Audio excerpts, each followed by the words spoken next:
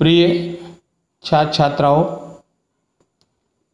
सामान्य हिंदी कक्षा 12 में आप लोगों का स्वागत है।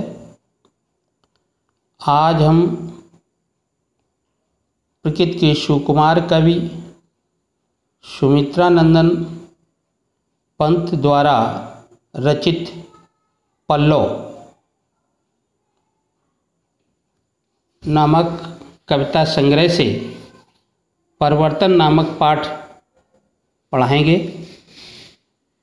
इस पाठ में कवि ने भारतवर्ष के वैभवपूर्ण और समृद्ध अतीत का उल्लेख करते हुए समय के साथ साथ देश की भौगोलिक, सामाजिक, सांस्कृतिक परिस्थितियों में होने वाले परिवर्तनों का संकेत भी किया है और विभिन्न उदाहरणों के माध्यम से पंत जी ने इस कविता में यह मत प्रकाशित किया है कि परिवर्तन ही जीवन का सत्य है और सहज शांत मृत्यु है। जीवन अस्थिर है और संसार में प्रत्येक व्यक्ति और वस्तु नाशवान है। तो आइए चलते हैं, पहला पद पढ़ते हैं।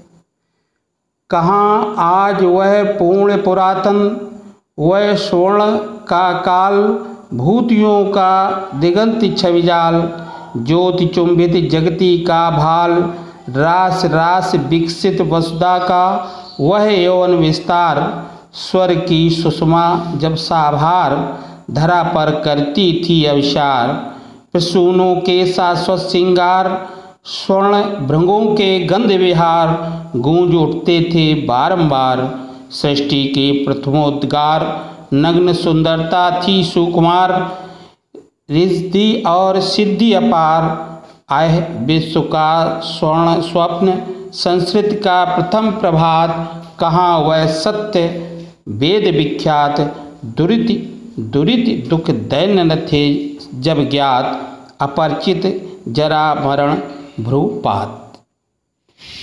तो आइए इस पद में देखते हैं क्या है।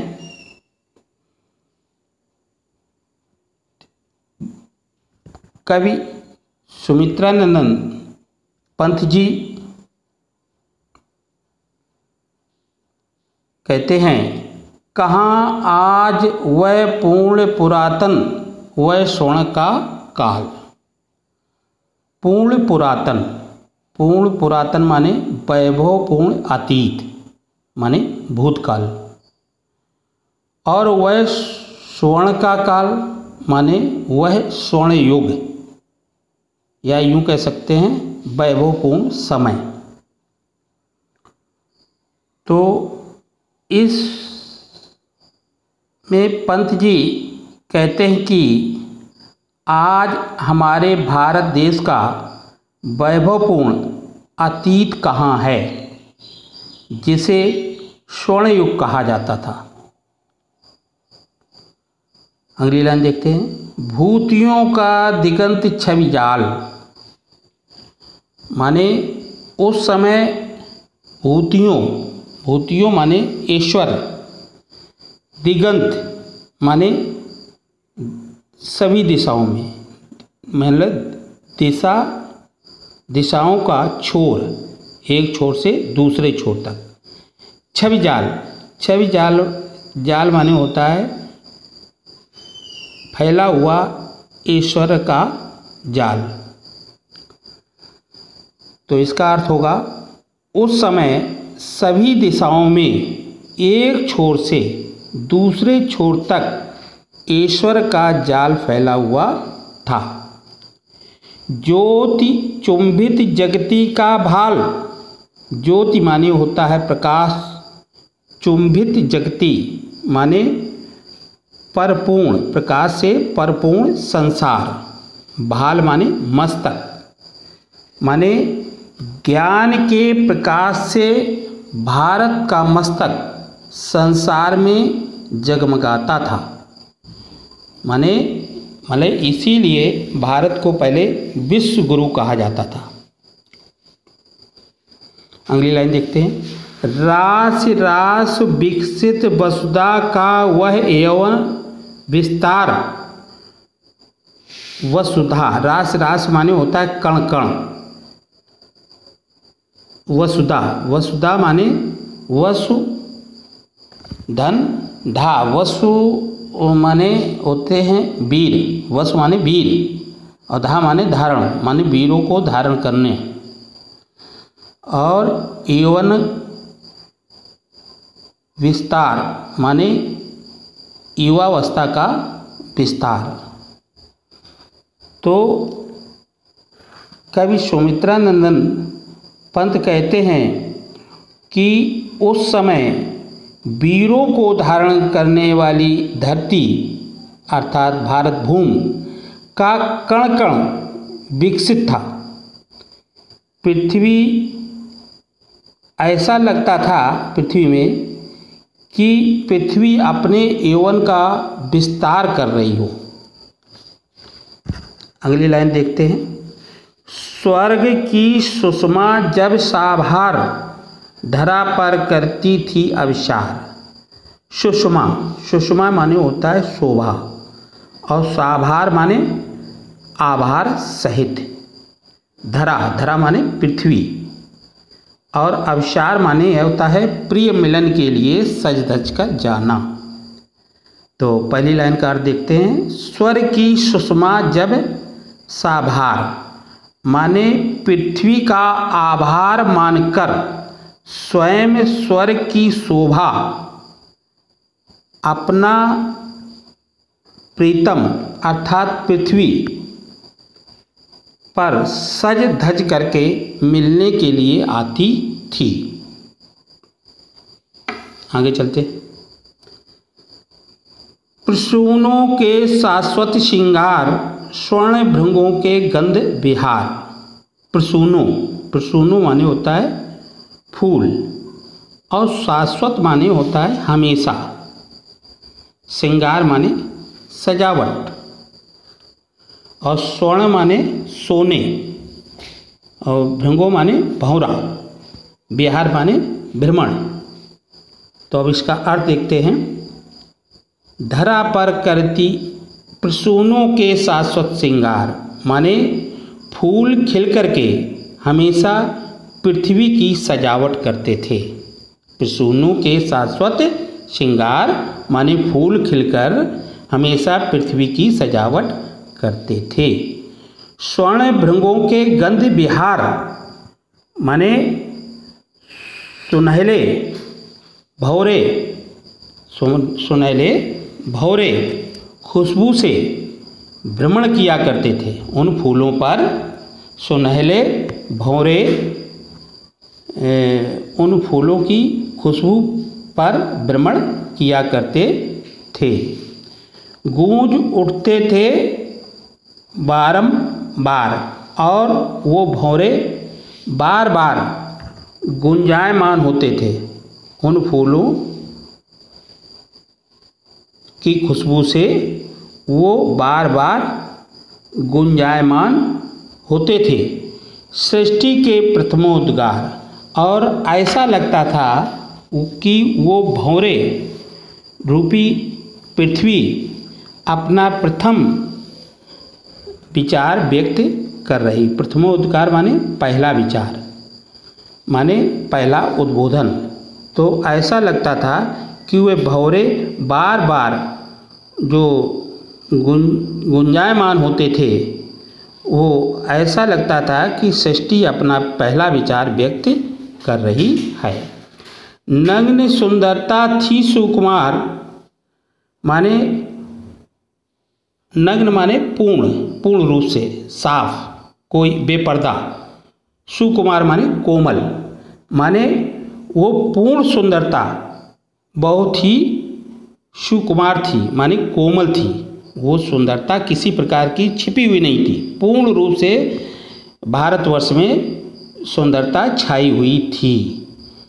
रिद्धि और सिद्धि अपार माने अनंत। रिद्धि सिद्धि वैसे गणेश जी की पत्नियों के नाम हैं, लेकिन यहाँ पर पंत जी ने प्रयोग किया है वैभव और समृद्धि से कि हमारे भारतवर्ष में अनंत वैभव और समृद्धि थी। अह विश्व का स्वर्ण स्वप्न संस्कृत का प्रथम प्रभात। यहाँ पर कवि सुमित्रानंदन पंत जी प्रश्न करते हैं, क्या कहते हैं?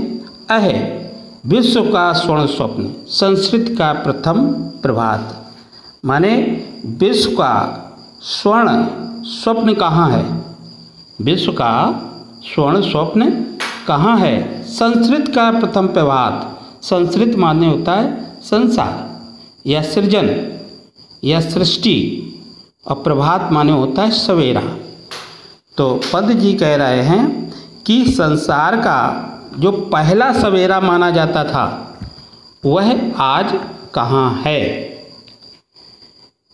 कहाँ वह सत्य वेद विख्यात? आज वह सत्य कहाँ खो गया है? वेद विख्यात माने विश्व में वेद जो प्रसिद्ध थे, आज वो वेद कहाँ विलुप्त हो गए हैं, कहाँ खो गए हैं। दुरित दुरित दुख दैन न थे जब ज्ञात। उस समय पाप दुख, दैन माने दीनता, पाप दुख दीनता आदि को कोई जानता ही नहीं था। अपरिचित जरा मरण भ्रूपात। जरा जरा माने वृद्धावस्था, भ्रूपात माने भय से मुक्ति। माने कवि सुमित्रानंद पंत जी कहते हैं कि उस समय बुढ़ापा मृत्यु भय से लोग परिचित नहीं थे, मतलब जानते ही नहीं थे उस समय, पुराने समय में, अतीत काल में, कि भय क्या होता है। भय से मुक्त थे, बुढ़ापे से मुक्त थे, क्योंकि उस समय 4 आश्रम बनाए गए थे। तो आखिरी आश्रम था सन्यास, तो पहले से व्यक्ति अपना सन्यास ले लेता था, अपने भगवान की तपस्या करता था जाके। इसीलिए वृद्धावस्था को से और मरण से हमेशा भय मुक्त रहते थे उस समय का समाज। अब इस पद्यांश का काव्य सौंदर्य देखते हैं। तो काव्य सौंदर्य में पहले कला पक्ष, इसमें देखते हैं कि सुमित्रानंदन पंत ने इस पद के माध्यम से अतीत से सीख लेने का भाव व्यक्त किया है। अतीत से सीख, अतीत माने पुराने समय से बहुत कुछ सीख लेने की बात की है। नंबर 2, इस पद में शांत रस है। आप देखते हैं भाव पक्ष में इसकी भाषा संस्कृत निष्ठ खड़ी बोली है और प्रतीकात्मक शैली है, स्वच्छंद छंद है, और इसमें अनुप्रास, रूपक, मानवीकरण आदि अलंकार हैं। तो अब देखिए दूसरा पद पहले पढ़ते हैं। हाय सब मिथ्या बात, आज तो सौरभ का मधुमास, शिशिर में भरता सोनी सांस, वही मधुरित की गुंजित डाल, झुकी थी जो यौवन के भार, अकिंचनता में निज तत्काल, शहर उठती जीवन है भार। आज पावस नद के उद्गार, काल के बनते चिन्ह कराल, प्रातः का सोने का संसार जला देती संध्या की ज्वाल। अखिल यौवन के रंग उभार, हड्डियों के हिलते कंकाल, कचों के चिकने काले ब्याल, केंचुल कांस सिवार, गूंजते हैं सबके दिन चार, सभी पर हाहाकार। तो आइए इस दूसरे पद की पहली लाइन देखते हैं। देखिए, इस पद में कवि ने अपनी कविता के माध्यम से अतीत के गौरवपूर्ण समय से वर्तमान समय की तुलना की है। हाय सब मिथ्या बात, मिथ्या माने झूठ या मिथ्या माने भ्रम। तो कवि सुमित्रानंद पंत जी कहते हैं, आज तो अतीत की सारी बातें झूठी लग रही हैं। दूसरी लाइन देखते हैं। आज तो सौरभ का मधुमास, शिशिर में भरता सूनी सांस। माने आज तो सुगंध बिखेर, आज तो सौरभ, सौरभ माने सुगंध,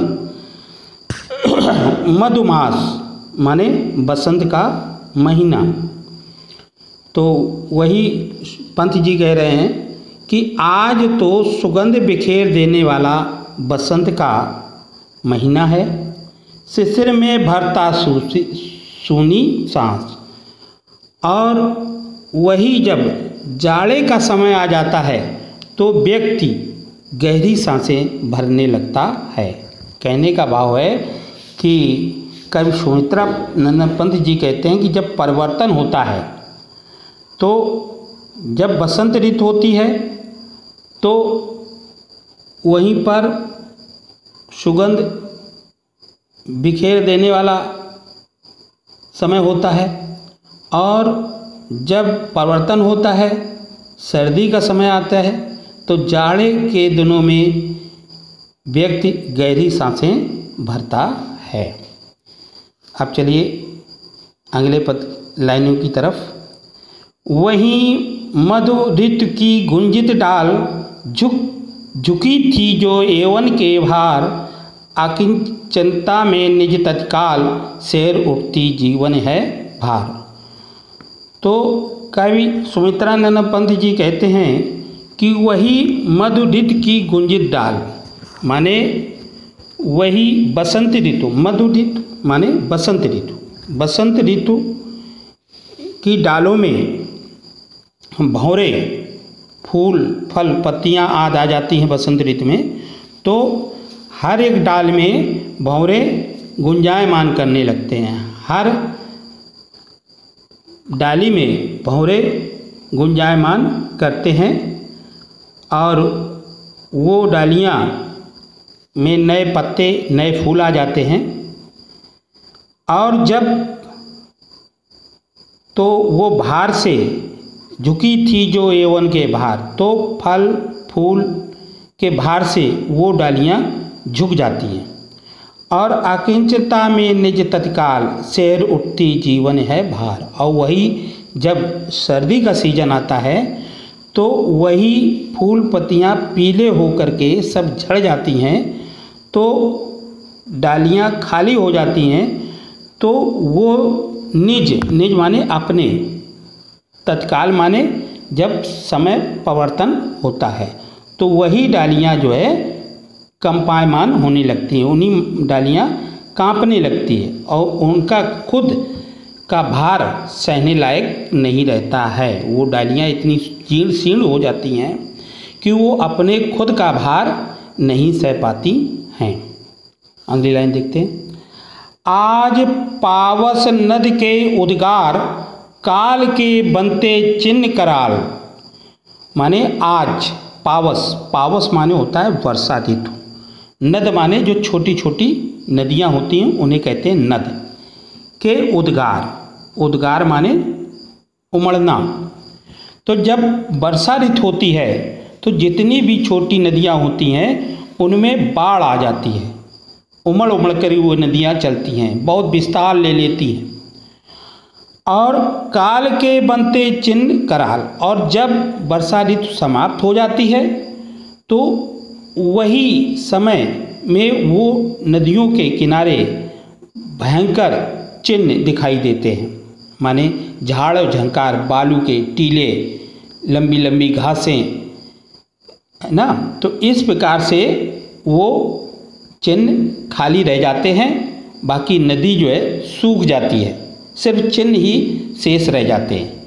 तो यहाँ पर पंत जी कह रहे हैं कि परिवर्तन वो चीज़ होती है कि वर्षा ऋतु में वही नदियाँ उमड़ करके विस्तार लेकर के चलती हैं, और जब वर्षा समाप्त हो जाती है तो वही नदियाँ सूख जाती हैं। सिर्फ वहाँ पर शेष क्या रहता है, वही झाड़ झंकाल, बालू के टीले वगैरह।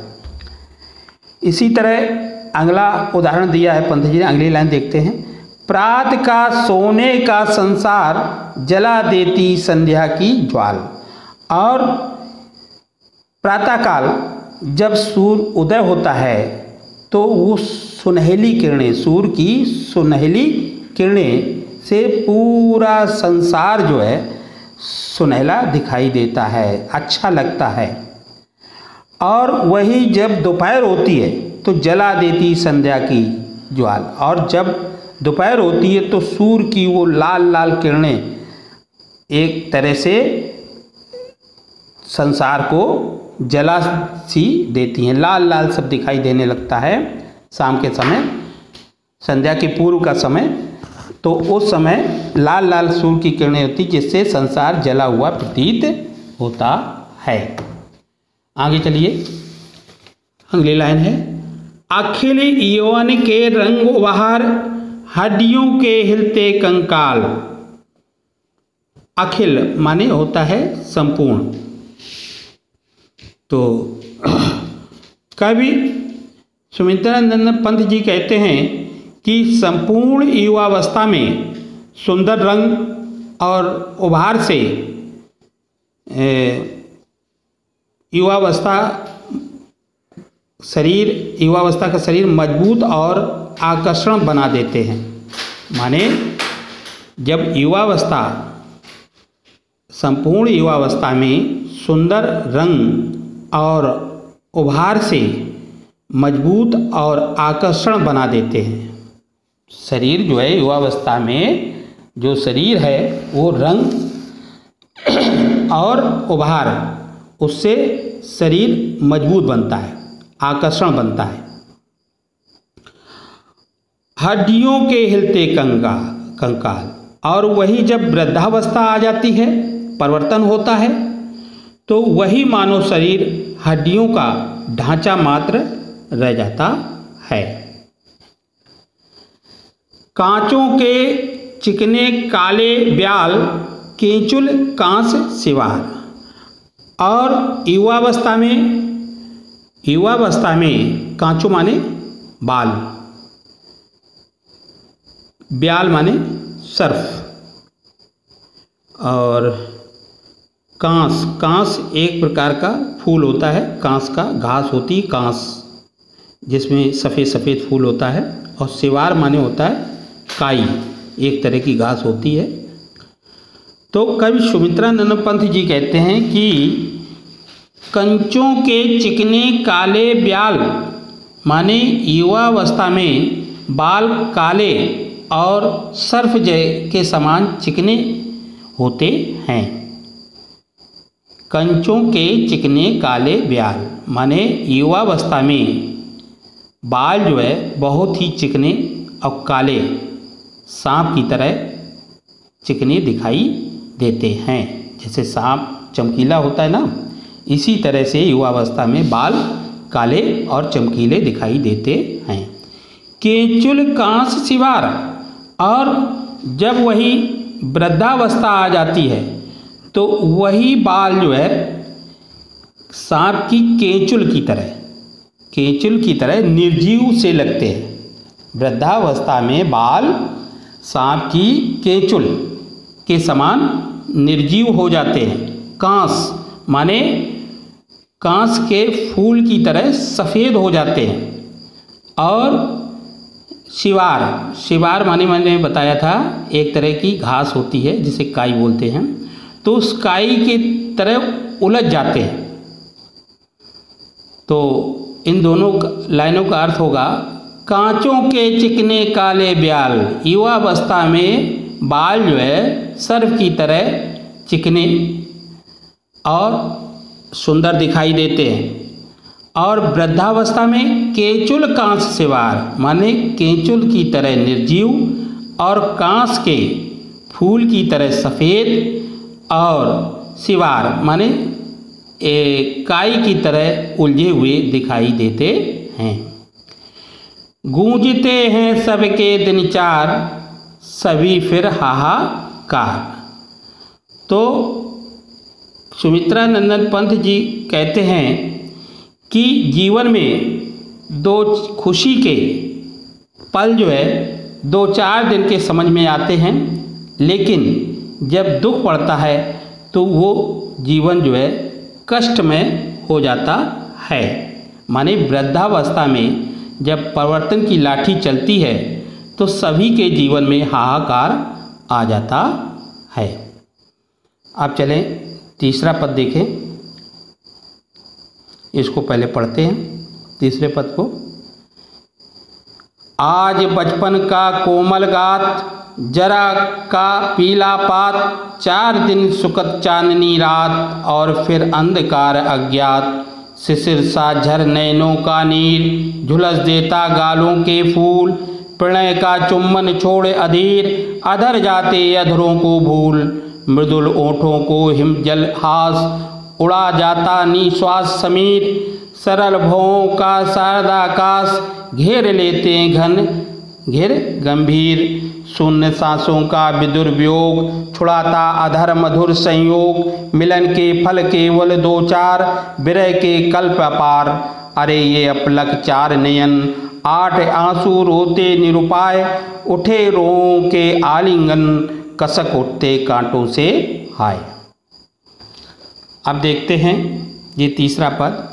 तो इस पद में कवि सुमित्रा नंदन पंत कहते हैं, आज बचपन का कोमल गात, गात माने शरीर, गात माने शरीर, तो आज बचपन का कोमल सुंदर शरीर होता है, और जब जरा, जरा माने बुढ़ापा, तो जब बुढ़ापा, जरा का पीला पात, तो वही शरीर जब बुढ़ा हो जाता है, बुढ़ापा आ जाता है, तो वो पीले पत्ते के समान पीला पड़ जाता है। माने बुढ़ापा आ जाने पर वही शरीर पीले सूखे पत्तों के समान हो जाता है।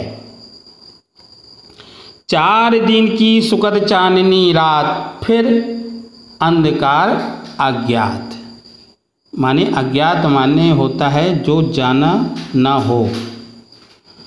तो कवि सुमित्रा नंदन पंत जी कहते हैं कि जीवन में सुख देने वाली चांदनी रातें बहुत थोड़े कम समय जैसी लगती हैं, और जब परिवर्तन होता है तो वही दुख भरी रातें, दुख शेष जीवन में अंधेला सा छा देती हैं, अंधकार आ जाता है। माने कितने दिन से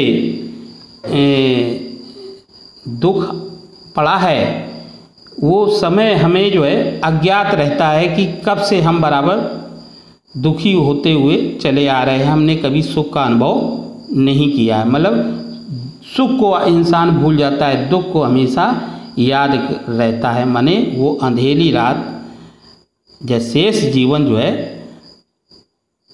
अज्ञात अंधेरा रहता है। शिशिर सा झर नैनों का नीर, झुलस देता गालों के फूल। शिशिर सा झर नैनो, नैनो माने आँख, नीर माने पानी या आंसू, झुलस माने मुरझा देता, गालों के फूल माने फूल जैसे गालों को। कहने का जिस प्रकार सर्दियों में गिरने वाली ओस फूल और पत्तों को झुलसा देती है। शिशिर का झर नैनों का नीर, जिस प्रकार से सर्दियों में गिरने वाली ओस फूल और पत्तों को मुरझा देती है, झुलस देता गालों के फूल, उसी प्रकार दुख में आँखों से गिरने वाले आंसू पुष्पों के समान गालों को भी झुलसा देते हैं। अगली लाइन देखिए। प्रणय का चुम्बन छोड़ अधीर, अधर जाते अधरों को भूल। प्रणय, प्रणय माने होता है प्रेम, अधीर माने होता है व्याकुल, और अधर माने होता है ओंठ। माने सुख में प्रेमी प्रेम भावना के कारण चुम्बन लेने के लिए हमेशा व्याकुल रहता है, और वही जब दुख होता है तो दुख में प्रेम भूलकर या प्रेम जब समाप्त हो जाने पर वही ओंठों को भूल जाते हैं। माने अधर जाते अधरों को भूल। प्रणय का चुम्बन छोड़ अधीर, अधर जाते अधरों को भूल। दुख में वही जब प्रेम भूल जाता है व्यक्ति, समाप्त हो जाता है प्रेम, तो वही ओंठों को भी भूल जाते हैं। आगे चले। मृदुल ओंठों को हिमजल हास, उड़ा जाता निश्वास समीर, सरल भवों का शारदाकाश, घेर लेते घन घेर गंभीर। मृदुल, मृदुल माने होता है मधुर, और हिमजल माने होता है ओस की बूंदों के समान निर्मल जल। तो मृदुल ओंठों को हिमजल हास माने कि युवावस्था में जिन ओंठों में हमेशा ओस की बूंदों के समान निर्मल जल हंसी बिखेरती रहती थी, माने युवावस्था में जिन ओठों में हमेशा ओस की बूंदों के समान निर्मल हंसी रहती थी, वही बुढ़ापे में वृद्धावस्था में ओठ गहरी सांसें लेने के कारण या गहरी सांसें छोड़ने के कारण उनकी हंसी गायब हो जाती है। आगे चलते हैं। सरल भवों का शारदाकाश, घेर लेते घन घेर गंभीर। शारदाकाश माने शरद काल का स्वच्छ आकाश। घन, घन माने बादल, माने सरल भवों का शारदाकाश माने चिंता से मुक्त युवावस्था में जो भवें शरद काल का स्वच्छ आकाश की तरह मुख की शोभा बढ़ाती हैं, वही चिंता से युक्त वृद्धावस्था में भवें चिंता के कारण मुख पर काले घिरे हुए बादलों के समान गंभीर दिखाई देती हैं। आगे चलिए। शून्य सांसों का विदुर वियोग, छुड़ाता अधर मधुर संयोग। शून्य सांसों का विदुर, विदुर माने व्याकुल, तो शून्य सांसों का विदुर वियोग माने विरह के समय ओठ गहरी सांसें छोड़ने के कारण व्याकुल हो जाते हैं। शून्य सांसों का विदुर वियोग माने विरह के समय में ओठ गहरी सांस छोड़ने के कारण व्याकुल हो जाते हैं। छुड़ाता अधर मधुर संयोग, और मिलन के सुगत समय में प्रेमी के ओठ जुड़ जाते हैं। छुड़ाता अधर मधुर संयोग माने मिलन के सुख के समय प्रेमी के ओठ जुड़ जाते हैं। मिलन के पल केवल दो चार, विरह के कल्प अपार। कवि पंत जी कहते हैं कि मिलन का समय अल्प होता है, बहुत थोड़ा होता है। मिलन मतलब जब, और विरह के कल्प अपार, और जब वियोग का समय अत्यधिक मालूम पड़ता है कि ऐसा लगता है कि बहुत सारे कल्प या बहुत सारे वर्ष व्यतीत हो गए हैं। आगे चलते हैं। अरे वे अपलक चार नयन, आठ आंसू रोते निरुपाय, उठे रों के आलिंगन, कसक उठते कांटों से हाय। कवि सुमित्रानंदन पंत जी कहते हैं, अरे वे अपलक चार नयन। अपलक, अपलक माने होता है बिना पलक झपकाए। तो इसका अर्थ होगा कि प्रिय की ब्रह वेदना में आँखें बिना पलक झपकाए फूट फूट कर रोया करती हैं। आठ आंसू रोते निरुपाय माने भय और आशंका, भय और आशंका। आठ आंसू माने फूट फूट कर रोना, बिना उपाय के वो आँखें जो है फूट फूट कर रोती हैं। उठे रों के आलिंगन, कसक उठते कांटों से हाय माने भय की, उठे रों के आलिंगन, आलिंगन माने गले लगाना, रों माने रोएं समूह माने जो रोएं होते हैं शरीर में, उसकी ओर पंत जी इशारा करते हैं। उठे रों के आलिंगन माने भय की आशंका से उसके रोएं, रोम रोम जो है इस प्रकार खड़ा हो जाता है जैसे एक दूसरे का आलिंगन करना चाहते हैं। कसक उठते कांटों से हाय, और जब दुख में वही रोएं ऐसे लगते हैं जैसे शरीर में कांटे चुभो दिए हों।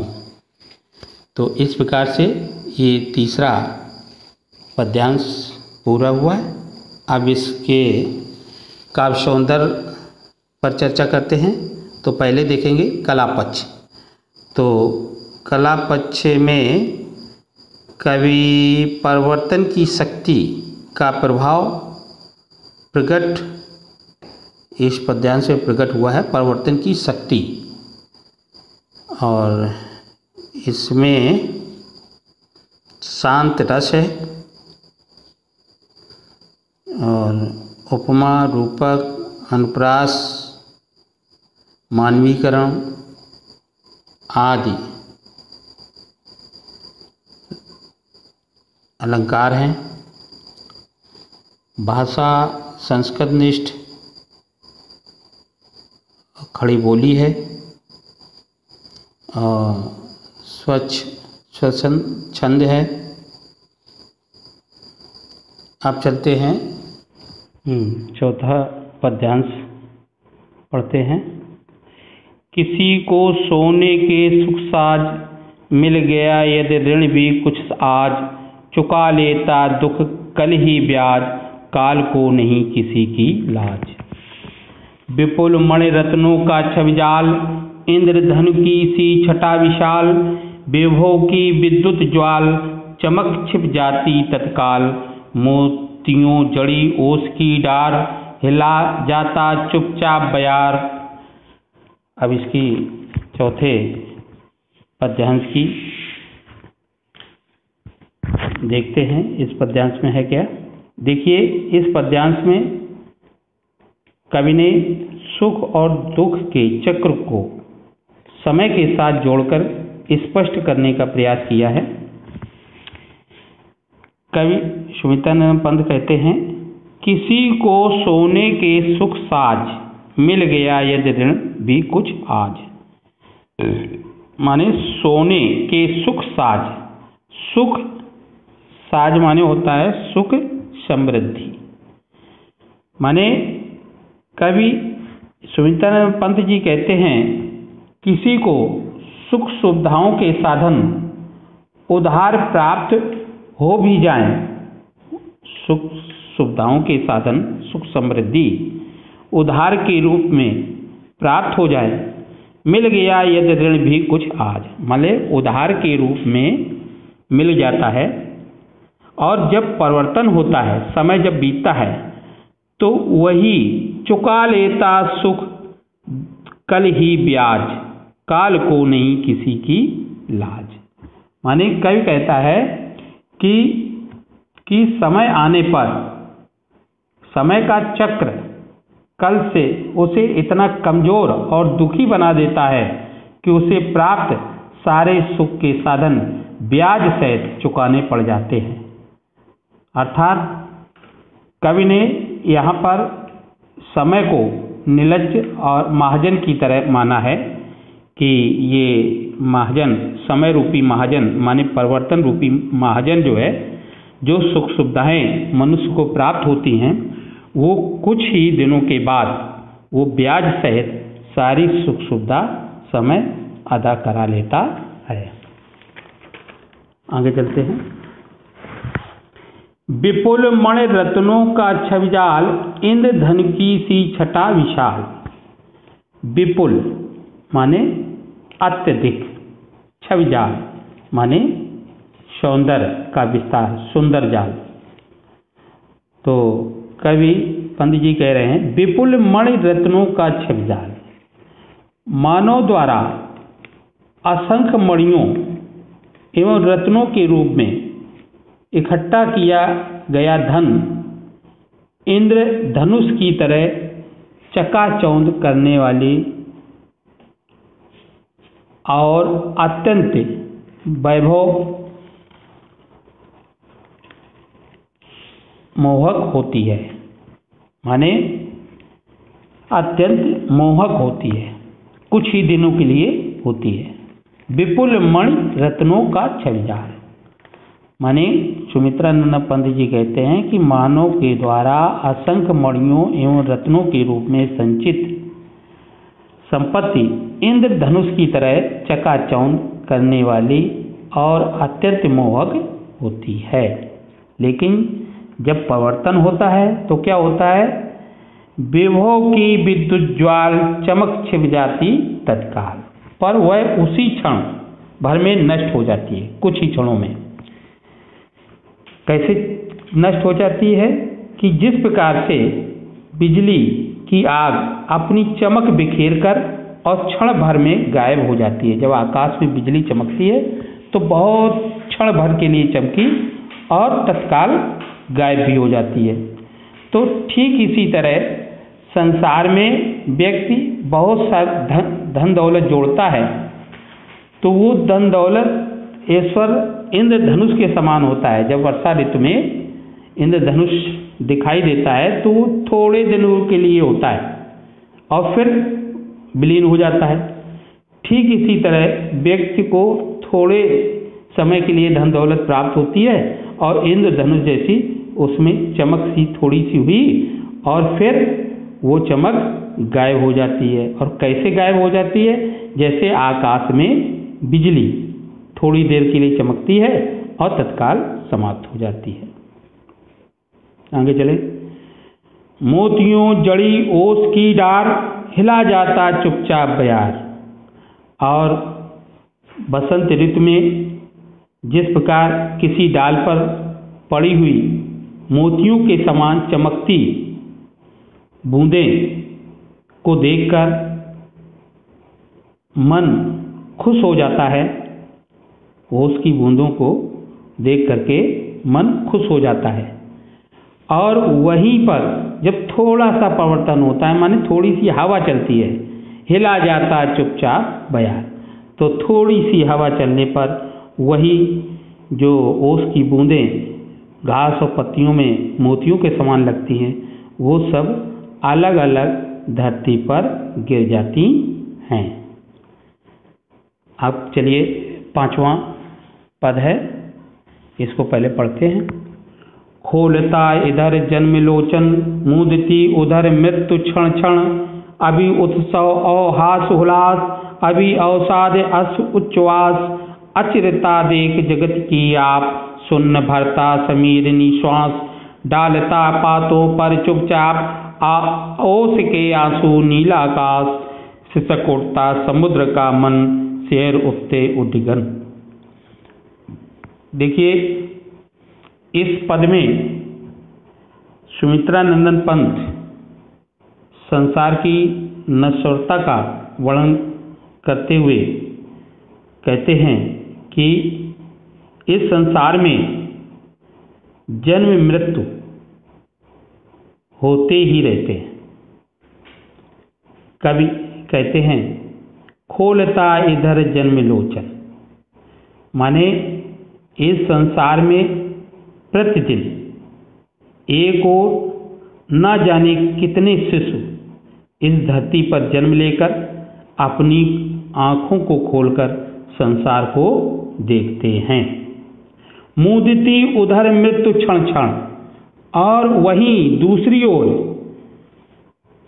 उसी समय न जाने कितने लोगों की मृत्यु हो जाती है और उनकी आंखें हमेशा के लिए बंद हो जाती हैं और स्वर्ग सिधार जाते हैं। अभी उत्सव और उल्लास, अभी अवसाद अच्च उच्छ्वास। कवि सुमित्रानंद पंत जी कहते हैं कि एक और न जाने कितनी खुशियां मनाई जाती हैं, एक और जब जन्म होता है तो बड़ी हंसी खुशी, बड़े हास उत्साह के साथ खुशियां मनाई जाती हैं, और वहीं पर जब अभी अवसाद अस उच्छ्वास, और वहीं पर जब दुख आ जाता है, अचानक परिवर्तन होता है और दुख आ जाता है, तो व्यक्ति गहरी गहरी सांसें भरने लगता है।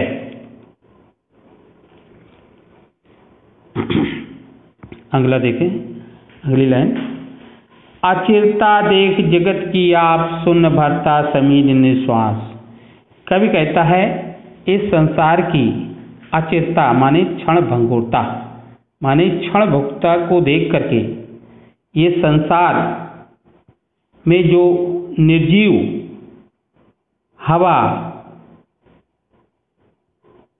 पानी, समुद्र और आकाश के तारे, ये भी अपना शोक प्रकट करते हैं। देखिए इन चार लाइनों के माध्यम से कवि पंत जी कहते हैं अचिरता देख जगत की आप, माने इस संसार की क्षण भंगुरता को देख करके संसार में सभी जीव और निर्जीव सभी आश्चर्यचकित हो जाते हैं। शून्य भरता समीर निश्वास, ये समीर माने होता है हवा, हवा भी जो है सिसकियाँ भरता है, माने जब संसार की इस परिवर्तन को देखता है तो यहाँ की जो प्रकृति है कि हवा जो है, प्रकृति की हवा भी निश्वास सिसकियाँ भरने लगता है। डालता पातों पर चुपचाप, और ये आकाश ओस के आंसू नीला आकाश, माने ये नीला आकाश जो है वो भी रोने लगता है और रो करके अपने आंसुओं को पत्तों पर चुपचाप डालता रहता है। सिसक उठता समुद्र का मन, और समुद्र भी सिसकने लगता है, सिसकियाँ लेने लगता है और उसमें भी लहरें उठने लगती हैं। शहर उठते उड्डयन, और ये तारा नक्षत्र, उड्डयन माने तारे नक्षत्र, तो ये तारे नक्षत्र भी शहर उठते माने कांपने लगते हैं। अब आइए छठवां पद देखते हैं परिवर्तन का। तो पहले इसको पढ़ते हैं। अह निष्ठुर परिवर्तन तुम्हारा ही तांडव नर्तन, विश्व का करुण विवर्तन तुम्हारा ही नयनो मिलन। निखिल उत्थान पतन अह वासुकी सहस्र फन, लक्ष्य अलक्षित चरण तुम्हारे चिन्ह निरंतर, छोड़ रहे जग के विच्छित वच्छा स्थल पर। सत सत फेना छत वसित स्फीत फुंकार भयंकर, घुमा रहे हैं घनाकार जगती का अंबर। मृत्यु तुम्हारा गरल दंत कंचुक काला कल्पांतर, अखिल विश्व ही विवर वक्र कुंडल दिगमंडल। देखिए इस पद में कवि ने परिवर्तन को विनाशक तथा सौ के राज सर्प के राजा सर्पों के राजा वासुकी के समान बताया परिवर्तन को। तो कवि सुमित्रानंदन पंत कह रहे हैं अह निष्ठुर परिवर्तन, कि हे निष्ठुर परिवर्तन, तुम्हारा ही तांडव नर्तन, विश्व का ही करुण विवर्तन। माने जब तुम प्रलयकाली तांडव माने नृत्य करते हो, हे निष्ठुर परिवर्तन, जब तुम प्रलयकाली नृत्य करते हो तो क्या होता है, विश्व का करुण विवर्तन। तो उसके भंवर में फंसकर इस विश्व का करुण अंत हो जाता है, करुण अंत हो जाता है। अगली लाइन देखते, तुम्हारा ही नैनो मिलन निखिल विश्व उत्थान पतन। माने इस संसार में नैनो मिलन माने आँखों का खोलना बंद होना, आँख खोलना, नैनो मिलन। तो कवि सुमित्रानंद पंत जी कहते हैं कि इस संसार में जो उत्थान पतन होते हैं मानो तुम्हारे नेत्रों के खुलने और बंद होने के साथ ही होते हैं। तुम्हारा ही नैनो मिलन निखिल उत्थान पतन, जब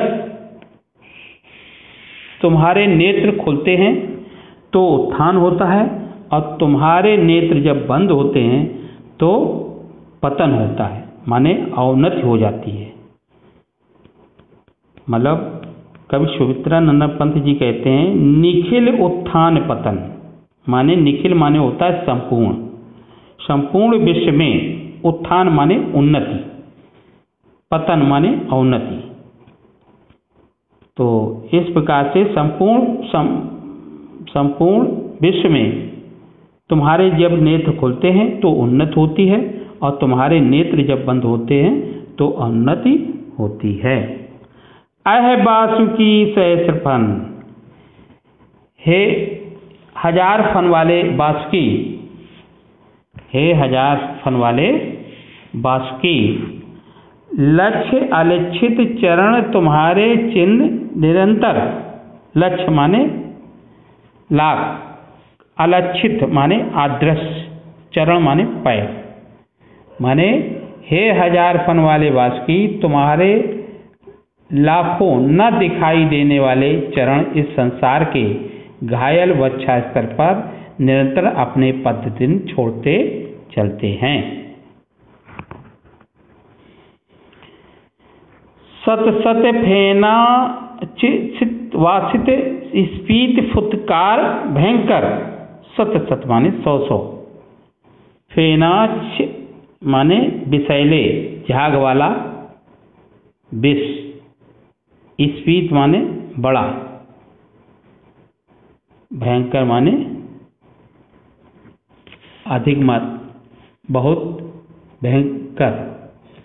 माने कवि सुमित्रानंद पंत जी कहते हैं सत सत फेनाश्चित वसित स्फीत फुत्कार भयंकर, कि तुम्हारे विष के झाग जो निकलती है, विष रूपी जो झाग है वो भरी पड़ी हुई है।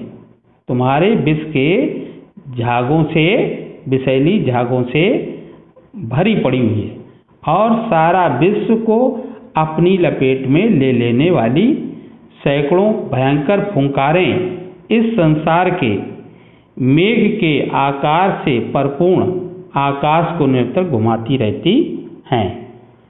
माने कहने का भाव है कि सुमित्रानंद पंत जी कहते हैं कि सत सत फेनावसित स्फीत फुतकार भयंकर, माने तुम्हारे विष के जागों से ये पृथ्वी भरी पड़ी है और सारे विश्व को अपनी लपेट में ले लेने वाली सैकड़ों भयंकर फुंकारें इस संसार के मेघों के आकार के रूप में आकाश में निरंतर घूमती रहती हैं। घुमा रहे घनाकार जगती का अंबर, अंबर माने आकाश।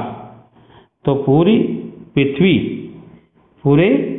पृथ्वी माने इस संसार मेघों के आकार से पूरे आकाश में लगा निरंतर घूमती रहती हैं। आगे चलिए। मृत्यु तुम्हारा गरल दंत कंचुक कल्पांतर, हे परिवर्तन रूपी वासुकी, मृत्यु ही तुम्हारा जहरीला दांत है। मृत्यु तुम्हारा गरल दंत, गरल माने होता है विष, दंत माने दांत। हे परिवर्तन रूपी वासुकी, मृत्यु ही तुम्हारा जहरीला दांत है। कंचुक कल्पांतर, और कल्पों के बीच का जो समय मानो तुम्हारी केंचुल है। कल्पों के बीच का जो समय होता है वही तुम्हारी केंचुल है। कंचुक माने कल्प और कल्पांतर माने बदलना। तो दो कल्पों के बीच का जो समय है वही तुम्हारी केंचुल है। अखिल विश्व ही विवर, और यह समस्त संसार मानो तुम्हारी विवर माने होता है बिल, बांबी। तो ये सारा संसार जो है बांबी है, तुम्हारे रहने का स्थान है। वक्र कुंडल माने जो तुम्हारा ये घेरा है, गोलाकार है, ये तुम्हारी कुंडली है, क्योंकि सर्प हमेशा कुंडली मार के बैठता है। तो ये वक्र कुंडल जो गोलाकार घेरा है यही तुम्हारी कुंडली है। और दिग्मंडल जो दिशाएं हैं, सभी दिशाएं जो दिशाएं हैं वही तुम्हारा घेरा भी है। तो इस तरह ये कविता समाप्त होती है और इसका काव्य सौंदर्य और देख लेते हैं। देखिए, इस पद के माध्यम से कवि ने परिवर्तन की उपमा वासुकी सर्प को दी है, उसके भयंकर रूप को प्रकट किया है कि परिवर्तन कितना भयंकर होता है। और इसमें शांत रस है, भाषा संस्कृत निष्ठ खड़ी बोली है और प्रतीकात्मक शैली है। अनुप्रास, उपमा, रूपक, मानवीकरण अलंकार हैं। तो इस तरह से ये परिवर्तन नामक कविता समाप्त हुई है। मुझे आशा है कि इस वीडियो के माध्यम से अच्छी तरह समझ लेंगे और इसमें जो चीज़ समझ ना आए तो वो कमेंट बॉक्स में लिख दें, ताकि हम उसको और अच्छी तरह से व्यक्त करेंगे। तब तक के लिए नमस्ते, जय भारत, धन्यवाद।